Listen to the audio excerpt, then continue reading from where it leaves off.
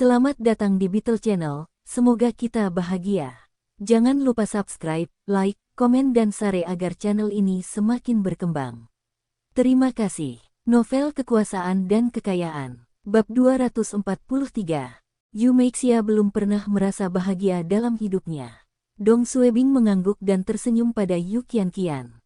Anda telah berhenti menghadiri kelas selama hampir 6 bulan. Bisakah kamu lulus ujian akhir semester? Yu Qianqian mengangguk. Aku membaca buku setiap hari, dan berpikir aku bisa lulus. Bagus, haha. Ketua Dong, mohon istirahat dulu. Aku akan menyiapkan makan malam sekarang. Dong Suebing memegang tangannya. Jangan makan di rumah. Kita bertiga harus makan di luar untuk merayakan kembalinya Qianqian ke sekolah. Yu Meixia tersipu ketika dia mendengar Dong Suebing berkata, kita bertiga, tapi dia tahu kepala Dong mencoba memahami bahwa dia tidak memperlakukan mereka sebagai orang luar. Yu Meixia bergerak dan berkata dengan cepat, itu terlalu merepotkan. Aku bisa memasak sesuatu. Dong Suebing tertawa. Dengarkan saja aku, oke. Yu Meixia mengangguk dan menjawab dengan lemah. Terima kasih. Itu benar. Dong Suebing menepuk kepala Yu Qianqian. Ayo pergi. Qianqian, kita akan pergi ke pusat perbelanjaan nanti. Katakan padaku apa yang kamu suka, dan aku akan membelikannya untukmu sebagai hadiah. Yu Qianqian menatap ibunya dan berkata dengan cepat. Terima kasih saudara, tapi aku tidak butuh apa-apa. Yu Meixia menambahkan. Itu benar, Qianqian tidak membutuhkan apapun. Dong Suebing melirik Yu Meixia dan berkata. Apakah kamu sudah membeli kotak pensil? Tas sekolah. Kamu bahkan tidak punya ini, dan kamu bilang kamu tidak butuh apa-apa. Jangan bilang dia punya tas sekolah. Tas sekolah abu-abu itu sudah robek. Bagaimana dia akan menggunakannya?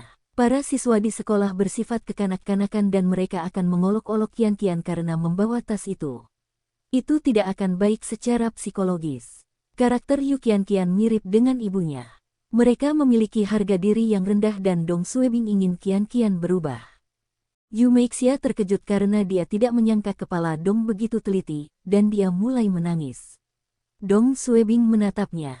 Putrimu ada di sini. Kenapa kamu menangis? Yu Meixia dengan cepat menyeka air matanya dan tetap diam. Pusat perbelanjaan Jindi. Pusat perbelanjaan ini tergolong besar di kota dan memiliki berbagai macam toko. Setelah mereka memasuki mall, Dong Suebing membawa Yu Meixia dan Yu Qianqian ke toko alat tulis. Dia meminta Yu Qianqian memilih alat tulis dan tas sekolah yang dia suka. Yu Qianqian menatap ibunya dan melihatnya mengangguk. Dia sangat gembira dan mulai melihat-lihat toko. Setelah beberapa saat, dia menunjuk ke tas sekolah berwarna merah muda. Saudaraku, aku suka tas itu. Dong Suebing tersenyum. Oke. Kami akan mengambil tas itu. Pergi dan ambil pulpen dan kotak pensil. Yu Qianqian mengerahkan keberaniannya dan menunjuk ke kotak pensil dan pena di meja. Dong Suebing bahkan tidak melihat harganya dan membayar semuanya. Asisten toko memberikan tas sekolah dan alat tulis kepada Yu Qianqian, dan dia segera mengeluarkan tas dari kemasannya dan membawanya. Dia selalu iri pada teman-teman sekelasnya karena tas sekolah baru mereka. Tapi ayahnya selalu berjudi dan keluarga mereka miskin. Dia hanya bisa iri pada teman-teman sekelasnya karena menggunakan alat tulis dan tas baru. Sekarang, dia akhirnya mendapat tas sekolah baru. Dong Suebing diam-diam menghela nafas di dalam hatinya ketika dia melihat Yu Qianqian begitu bersemangat dengan tas sekolah. Dia tahu kesulitan apa yang dideritanya. Ayo naik ke level 2 untuk melihat produk elektronik. Yu Qianqian bertanya dengan polos. Saudaraku, peralatan rumah kita rusak. Tidak, aku ingin memberimu hadiah lagi. Ayo pergi. Dong Suebing membawa mereka ke lantai 2. Yu Meixia dan putrinya bingung. Berikan Qianqian produk elektronik, peralatan rumah tangga.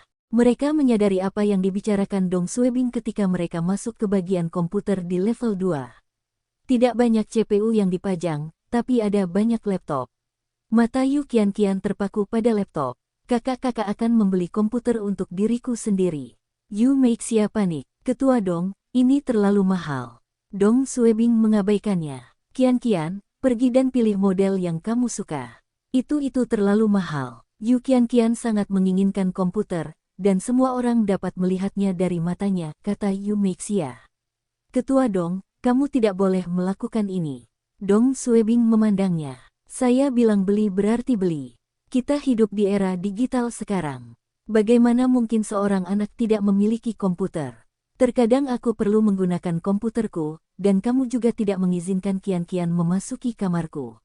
Jadi, sebaiknya saya membelikan komputer baru untuknya. Dia bisa menggunakannya di kamarmu. Ini juga demi kebaikannya sendiri.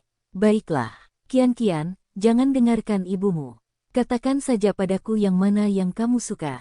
Anda tidak perlu khawatir tentang harganya. Yu Meixia tahu dia tidak bisa mengubah pikiran Dong Suebing, dan dia melihat putrinya menatapnya dengan binar di matanya. Yu Meixia mengangguk. Karena kakakmu memintamu memilih salah satu, silakan saja.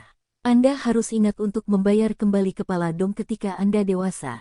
Yu Qianqian mengangguk dan berlari dengan gembira untuk melihat komputer. Namun komputer adalah sesuatu yang berada di luar jangkauannya, dan dia hanya melihat atau menyentuhnya beberapa kali. Dia bahkan tidak tahu apa arti spesifikasi yang tertulis di laptop tersebut dan hanya bisa memilih berdasarkan tampilannya. Dia berjalan berkeliling dan berhenti di depan buku catatan putih dengan logo apel kecil di atasnya. Dong Suebing tertawa. Bagus, kami akan mendapatkan yang ini. Yu Meixia berjalan mendekat dan terkejut saat melihat label harganya. Tidak, ini terlalu mahal. Harganya lebih dari 10.000 RMB. Yu Qianqian tidak memperhatikan harganya sebelumnya dan terkejut juga. Dong Suebing mengabaikan mereka dan memanggil asisten penjualan untuk menguji laptopnya. Setelah itu, dia membayarnya dan melihat ke arah Yu Qianqian. Oke, Apple ini milik Anda mulai hari ini dan seterusnya. Saya akan meminta seseorang untuk memasang router nirkabel dan Anda dapat menjelajahi internet. Dong Suebing menoleh ke Yu Meixia. Saudari Yu, kamu harus belajar menggunakan komputer dengan Qianqian. Anda dapat bertanya kepada saya apakah Anda memerlukan bantuan. Yu Qianqian sangat bersemangat saat dia melihat laptopnya. Yu Meixia melambaikan tangannya. Saya sangat bodoh. Saya tidak akan tahu cara menggunakannya. Dong Suebing tertawa. Qianqian sangat pintar. Kamu bisa memintanya untuk mengajarimu. Bukannya Yu Meixia tidak mau belajar. Dia hanya takut dia akan merusak laptopnya. Ayo pergi ke sana. Dong Suebing berjalan di depan. Itu cukup. Tolong jangan beri Qianqian hadiah lagi. Yu Meixia tidak ingin terlalu banyak berhutang budi pada Dong Suebing. Dong Suebing tertawa. Oke, saya tidak membeli barang untuk Qianqian. Kali ini untukmu. Pilih telepon. Yu Meixia tersentak. Aku tidak membutuhkannya. Apa maksudmu tidak mendesak? Bagaimana cara saya menghubungi Anda ketika Anda berada di pasar atau mengantar Qianqian ke sekolah? Memiliki handphone lebih nyaman. Dengarkan aku. Lakukan saja itu sebagai persyaratan pekerjaan Anda. Dong Suebing berkata dan berjalan ke bagian telepon seluler. Yu Meixia ragu-ragu dan berkata, baiklah, aku akan membeli sendiri. Saya masih punya sejumlah uang. Dong Suebing mengulurkan tangannya dan menunjuk ke Nokia N8 berwarna pink. Apa pendapatmu tentang ini? Yu Meixia melihat harganya terlebih dahulu dan melihat ponsel itu berharga 3.000 RMB. Saya bisa menggunakan telepon yang harganya beberapa ratus. Ini juga. Oke, kami akan mengambil ini. Dong Suebing tidak mendengarkannya dan memanggil asisten toko untuk mengambil nomor telepon. Setelah membayar telepon, Dong Suebing menyerahkan telepon ke tangan Yu Meixia. Tunggu, aku akan mengajarimu cara menggunakannya saat kita kembali. Yu Meixia menjawab dengan lembut. Tolong kurangi uang itu dari gajiku. Dong Suebing menghela nafas. Kakak Yu, jangan melakukan aku seperti orang luar. Ambil saja saat aku memberikannya padamu. Beberapa hari ini, kamu telah merawatku dengan baik. Yu Meixia tersipu ketika dia ingat dia telah memijat kepala Dong dan bahkan membantu mencuci rambut dan kakinya tadi malam. Dia menggumamkan jawaban dan tetap diam. Jam 8 malam. Dong Suebing, Yu Meixia, dan Yu Qianqian makan malam di restoran yang bagus sebelum pulang. Mereka tidak mengemudi hari ini, dan saat makan malam, Dong Suebing duduk di antara dua wanita cantik dan suasana hatinya sedang baik. Dia memesan beberapa botol bir dan minum terlalu banyak. Dia merasa mabuk, tapi dia tidak membutuhkan siapapun untuk membantunya kembali.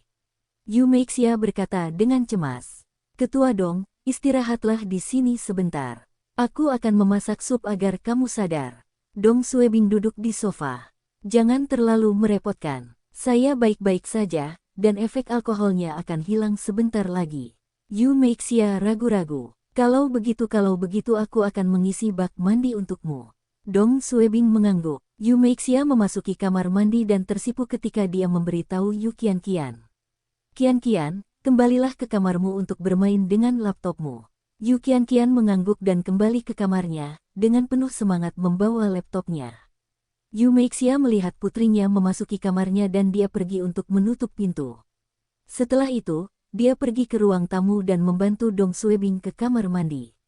Dia berbisik, airnya sudah siap, aku akan masuk dan mencuci rambutmu sebentar lagi. Ini bukan pertama kalinya dan Yu Meixia merasa dia hanya bisa membalas budi kepala Dong dengan cara ini. Dong Suebing menjawab dengan malu-malu. Kakak Yu, kamu pasti lelah hari ini. Kamu tidak perlu membantuku. Yu Meixia tersipu dan menjawab dengan lembut. Aku tidak lelah. Dong Suebing tidak menolaknya dan masuk ke kamar mandi untuk telanjang, sebelum berendam di bak mandi. Setelah beberapa saat, Yu Meixia mengetuk pintu dan masuk. Dong Suebing tidak malu kali ini, dan dia tidak mencoba membuat busa untuk menutupi dirinya. Mungkin karena alkohol, dia bahkan tidak membuka tirai kamar mandi. Yu Meixia secara tidak sengaja melihat ke dalam bak mandi dan melihat sesuatu yang tidak seharusnya dia lihat.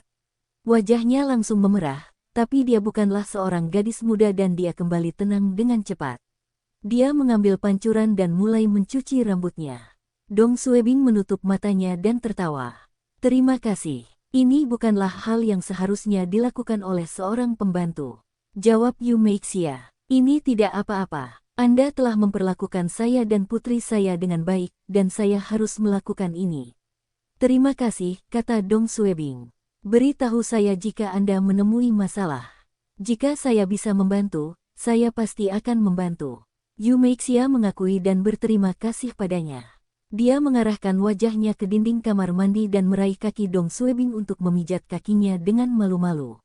Dia mengenakan gaun hijau tua dengan tali bahu, dan itu pas, memperlihatkan sosoknya yang menggairahkan. Dong Suebing melihat ke bawah dari bukaan gaunnya, dan jantungnya berdebar kencang. Dia selalu merasa Yu Meixia tidak memiliki kualitas yang unik, namun dia tetap unik dengan caranya sendiri dan karakternya yang lemah dan berhati-hati cukup menarik bagi Dong Suebing. Kakak Yu, apakah suamimu memperlakukanmu dengan baik? Yu Meixia memiliki kesedihan di matanya. Bersambung, terima kasih telah menyaksikan dan mendukung channel ini.